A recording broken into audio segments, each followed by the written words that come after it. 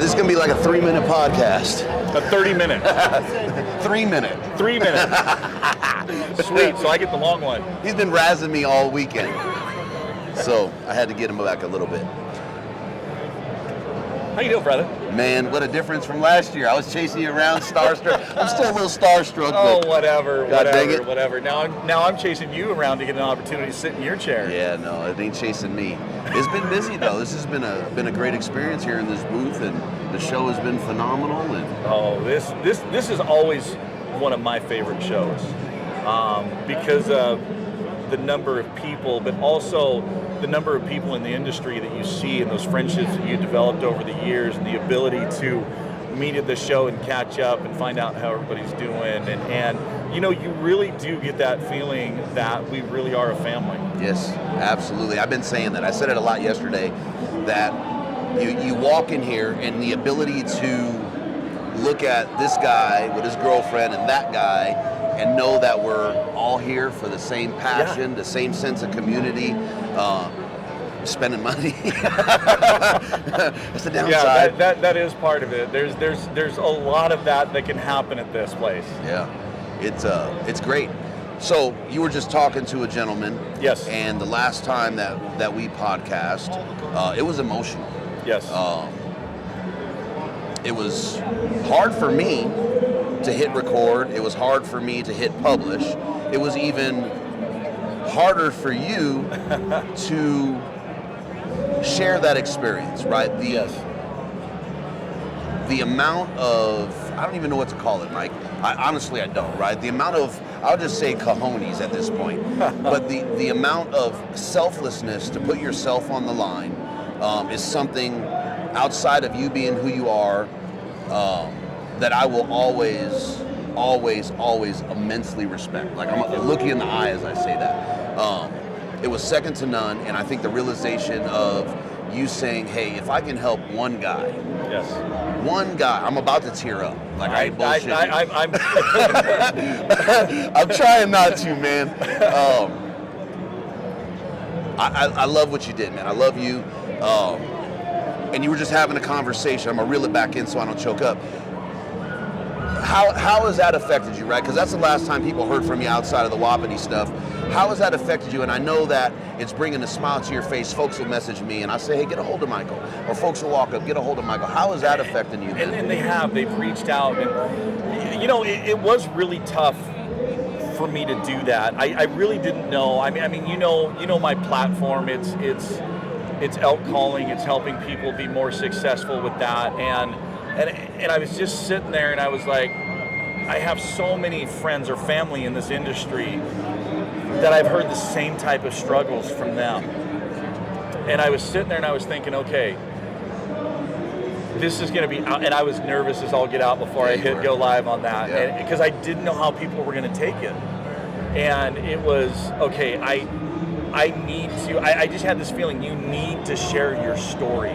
You need to share what you're going through, because there are so many more out there that are in that same battle, that are in that same fight. And maybe you sharing can help them. And yeah, you're exactly right. The outpouring from people. You know, I had a couple of gentlemen come in this morning, and they didn't watch the Facebook Live. They actually listened to your replay, the podcast. Right. And they said they were driving down the road, and as soon as they heard my voice crack, they were like, whoa,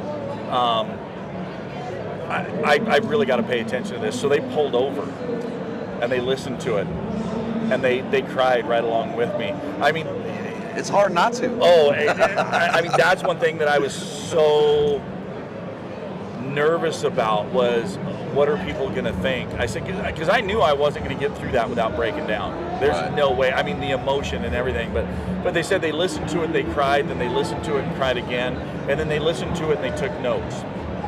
And then they went home and they had a dialogue with their wife like they had never had before. One guy told me he went home, his wife was doing something, and he just kind of said, hey, can we just talk for a minute? And he said she kind of got this panicked look on her face like, oh my God, where is this going to go? And he said they sat down on the couch and he looked her in the eyes and he said, you know, honey, do you feel loved or do you feel married? And God, I thought about that for a moment. What a powerful question. Hell yes. And the worst part is he said, he told me that question and he had this pause and I'm like, what'd she say? So, and he goes, she said, I feel loved. And I said, you know, that's awesome. And he said, it just opened up into so many more dialogues and questions. And that's one of the things that, you know, a lot of these guys that have reached out and told me their story that now I've ended up getting on the phone with them. And they said, God, you know, you've saved my marriage and you've done this and you've done that. And I've been like, no, I didn't. You did. Right. All I did was kind of open your eyes to think about things a little bit differently. And I'll tell them, I said, here's a few things. I said, each morning when you wake up, just tell yourself these few things. If it's important to her, it's important to me. Which basically what you're going to do at that point is things that are important and her priorities, you're going to start to consider those and pay attention to them a little more, which is going to make her feel loved. Also, if you don't become her biggest fan today, someone else may. Right. And then the other, just ask her, hey, on a scale of 0 to 10, how full is your love tank today? 0 to 10. Yeah, buddy. 11? Nice. But that simple question, you know, just a couple of times a month. Right. You know, what it is, and then if she gives you a 6 or a 7, say, great, what can I do to fill it? But it opens up that communications, which that I think so many couples, that's where they really struggle, is that in that communicating. And you know, we kind of get in this rut, we get in this blinder, and we're going along, and everything is fine. You know, everything's okay. But on the other side, and that's one thing that I've had conversations with my ex-wife about, she's like, you know, there are things that happen in the bed next to you that you had no idea about.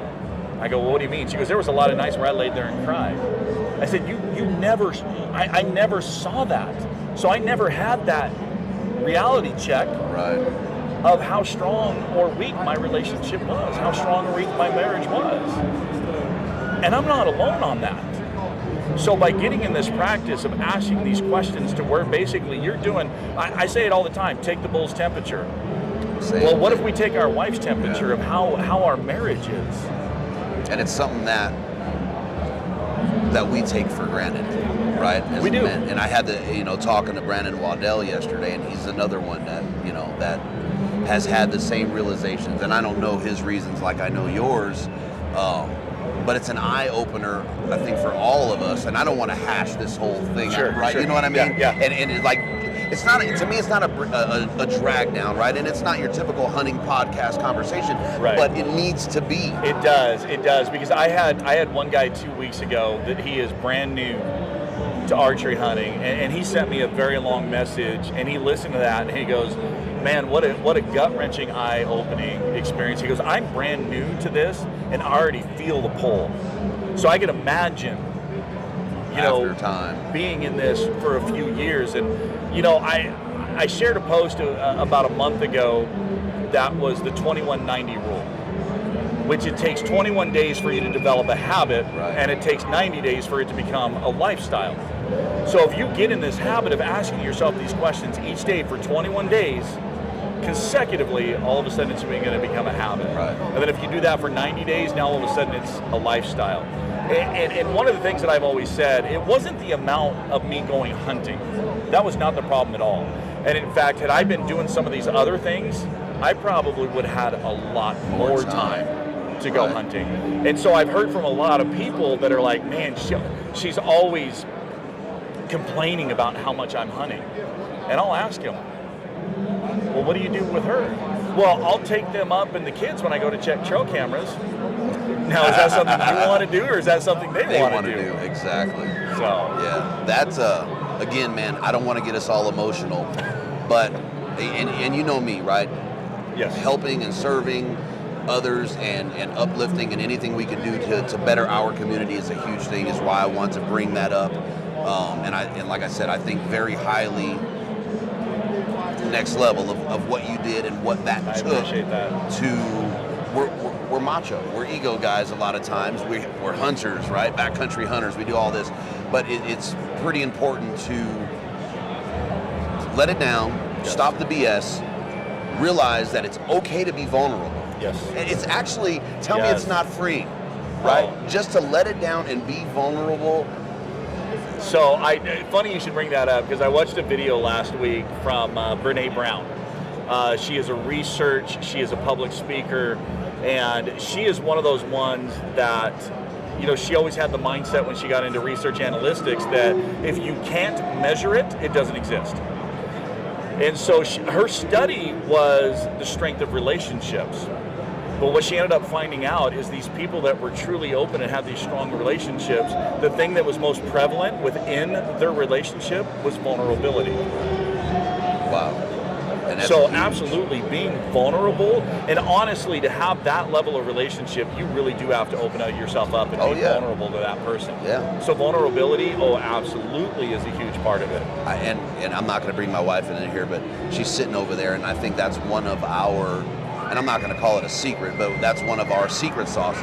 Yeah. Is that vulnerability on both sides. Oh, absolutely. And the ability to openly communicate. And we don't, there's not saying that we don't disagree or anything like that.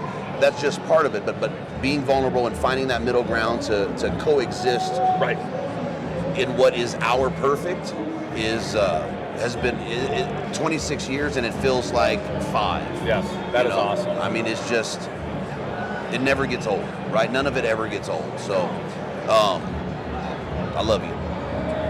You guys are awesome. So, I love you guys. ECA, man, Elk Calling Academy. Yes, What we got going on? How's that going? So after I shared that story, I kind of took a step back.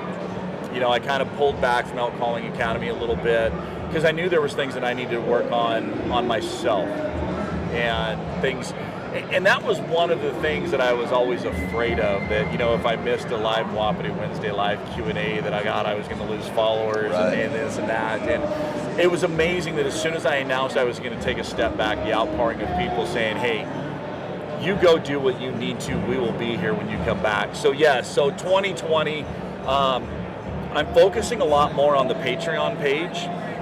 You know, because there we have herd members that pay $15 a month, and I really dive a lot deeper into the calling strategies and the sounds and the vocalizations. And like right now, we're doing an e-scouting challenge where I will throw up some GPS coordinates, and those herd members have 2 weeks to use the tools that I do instructional tutorials on for e-scouting. So they'll take those tools and they'll scout these areas based on those GPS coordinates. And then after 2 weeks, I go in and I scout that area, but I record so that the herd members can see exactly what I'm looking at and why I'm choosing this area and how I'm going to do this. And I kind of expanded on it last week during Wapiti Live that talked about trail cameras. Okay, hey, we've been doing all this scouting, now let's talk about where I would put trail cameras in these areas. So we're doing these building blocks, and I've had a couple of the herd members, a few of them actually here at the show, come up and say, God, I'm loving this e-scouting because it's teaching me what to look at. And so 2020, really focusing on upping that bar on the information given. We are, you know, building our own website, redoing all of the videos, because, you know, we always evolve on the videos and go, God, I could teach this better. And I've got some really cool things planned in those instructional videos.